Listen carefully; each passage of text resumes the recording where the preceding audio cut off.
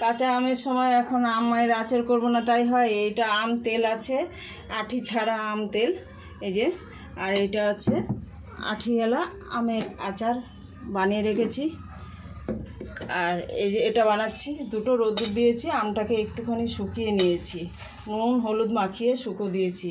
আর তেলটাকে গরম বসিয়েছি, তেলের কাঁচা ভাবটা যে কাঁচা ভাবটা কাটানোর জন্য তেল ঠান্ডা করে নিয়ে তখন এই যে মশলাটা, এই মশলাটার মধ্যে তেলটাকে এরকম করে মাখাতে হবে। এরকমভাবে মাখিয়ে তারপরে এটা আমের মধ্যে দিতে হবে, আমটাকে ভালো করে মাখিয়ে নিতে হবে। তো আমার এই আমের আচারের রেসিপি তোমরা যদি জানতে চাও আমার কমেন্ট বক্সে তোমরা লিখে দিও। আর তেলটাকে এর মধ্যে ঢেলে দেবো।